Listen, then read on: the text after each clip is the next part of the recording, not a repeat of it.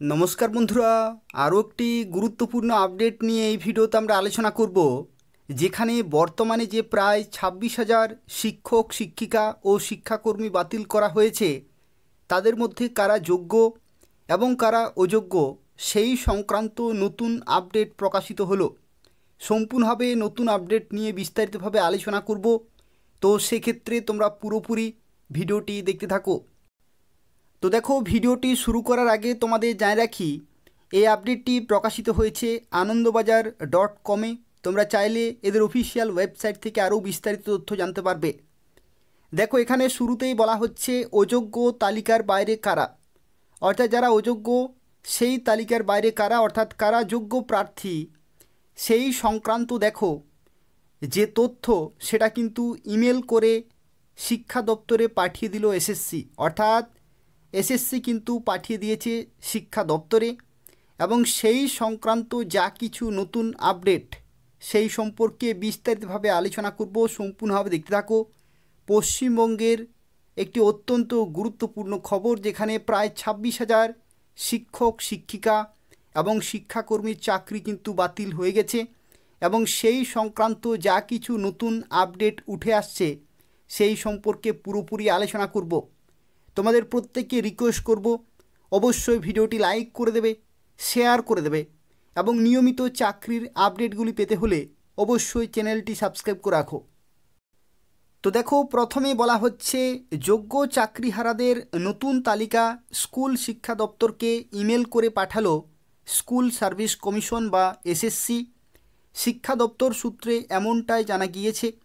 তালিকায় সংশ্লিষ্ট চাকরি প্রার্থীর নাম, স্কুলের নাম সহ বিস্তারিত তথ্য রয়েছে। তালিকায় এমন যোগ্য চাকরিহারার সংখ্যা প্রায় 19,000 বলে শিক্ষা দপ্তর সূত্রে খবর।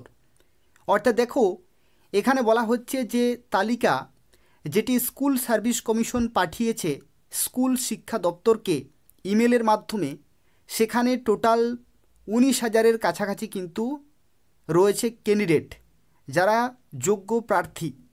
এবং দেখো, এখানে আরও একটি তথ্য বলা হয়েছে, সেই লিস্টে কিন্তু চাকরি প্রার্থীর যাদের চাকরি গেছে সেই সমস্ত চাকরি প্রার্থীর নাম এবং স্কুলের নাম সহ বিস্তারিত তথ্য কিন্তু রয়েছে, এবং সেই সংখ্যাটা হচ্ছে প্রায় 19,000-এর কাছাকাছি।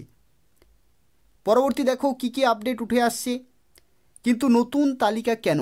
ওই সূত্রের খবর, অযোগ্যদের নামের তালিকা আগে থেকেই এসএসসির কাছে ছিল, অর্থাৎ এসএসসির কাছে কিন্তু যারা অযোগ্য তাদের তালিকা কিন্তু আগে ভাগেই ছিল, কিন্তু সুপ্রিম কোর্টের রায়ে যারা অযোগ্য বলে চিহ্নিত হননি তাদের নামও নতুন তালিকায় অন্তর্ভুক্ত করা হয়েছে। এটাও কিন্তু সেই তালিকা থেকেই জানা যাচ্ছে, এবং সূত্র মারফত আরও জানা গিয়েছে নতুন তালিকা পাওয়ার পর যাবতীয় তথ্য খতিয়ে দেখবে শিক্ষা দপ্তর। পরবর্তী দেখো, এখানে আরও তথ্য রয়েছে। যোগ্যদের তালিকা প্রকাশ করা হোক, সুপ্রিম কোর্টের রায়ের পর থেকে এই দাবি তুলে আসছেন প্রায় 26,000 চাকরিহারা শিক্ষক এবং শিক্ষাকর্মী। সেই দাবি নিয়েই তারা শুক্রবার দেখা করেছিলেন রাজ্যের শিক্ষামন্ত্রী ব্রাত্য বসুর সঙ্গে। সেখানে শিক্ষা দপ্তরের তরফে আশ্বাসের সুরে বলা হয়, যোগ্য অযোগ্যদের তালিকা তৈরি করতে শুরু করেছে এসএসসি, অর্থাৎ স্কুল সার্ভিস কমিশন। এবং তার সাথে সাথে দেখো, এখানে বলা হচ্ছে আইনি পরামর্শ নেওয়ার পরে তা প্রকাশ করা হবে। চাকরিহারাদের দাবির সঙ্গে মৌলিক কোনো বিরোধ নেই বলে জানিয়েছেন শিক্ষামন্ত্রী ব্রাত্য বসু। পরবর্তী দেখো, তবে এসএসসির নয়া তালিকা প্রকাশ করা হবে তা স্পষ্ট নয়। গত শুক্রবার বিকাশ ভবনে ব্রাত্যের সঙ্গে বৈঠকের পর চাকরিহারাদের প্রতিনিধিরা বলেছিলেন, শিক্ষামন্ত্রীর উপস্থিতিতে এসএসসির চেয়ারম্যান জানিয়েছেন তারা যোগ্য ও অযোগ্যদের তালিকা ইতিমধ্যেই তৈরি করতে শুরু করে দিয়েছেন। আগামী রবিবারের মধ্যে সেই কাজ শেষ হয়ে যেতে পারে। আইনি পরামর্শ নিয়ে আগামী 21শে এপ্রিলের মধ্যে তা প্রকাশ্যে আনার চেষ্টা করা হচ্ছে, অর্থাৎ 21শে এপ্রিলের মধ্যেই কিন্তু সেই তালিকা সবার সামনেই আসবে, এবং তখন জানা যাবে যোগ্য এবং অযোগ্যদের যে তালিকা যেটি এসএসসি অর্থাৎ স্কুল সার্ভিস কমিশন ইমেলের মাধ্যমে স্কুল শিক্ষা দপ্তরকে দিয়েছে সেটা কিন্তু সবার সামনেই স্পষ্ট হয়ে যাবে। দেখো এই যে বিষয়টি রয়েছে এটা যদি তোমরা সংক্ষেপে জানতে চাও তাহলে দেখো এখানে বলা হচ্ছে 2016 সালের এসএসসিতে নিয়োগের পুরো প্যানেল বাতিল করলো সুপ্রিম কোর্ট। বলল পুরো প্রক্রিয়ায় কারচুপি করা হয়েছে, ওই নিয়োগ প্রক্রিয়ায় কোনো বিশ্বাসযোগ্যতা নেই। দ্বিতীয়ত হচ্ছে এসএসসি শিক্ষক নিয়োগে দুর্নীতির অভিযোগ উঠেছিল। কলকাতা হাইকোর্ট এই সংক্রান্ত শুনানির পর 2016 সালের সম্পূর্ণ নিয়োগ প্রক্রিয়ায় বাতিল করে দিয়েছিল।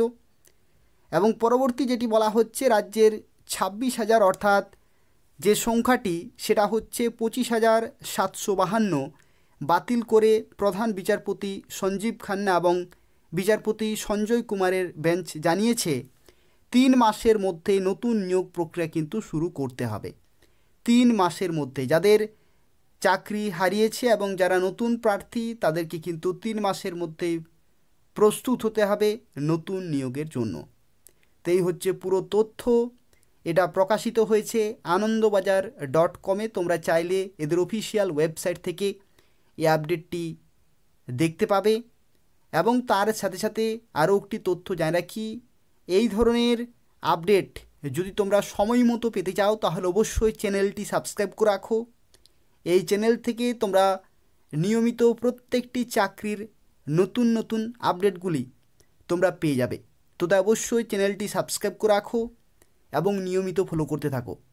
ধন্যবাদ।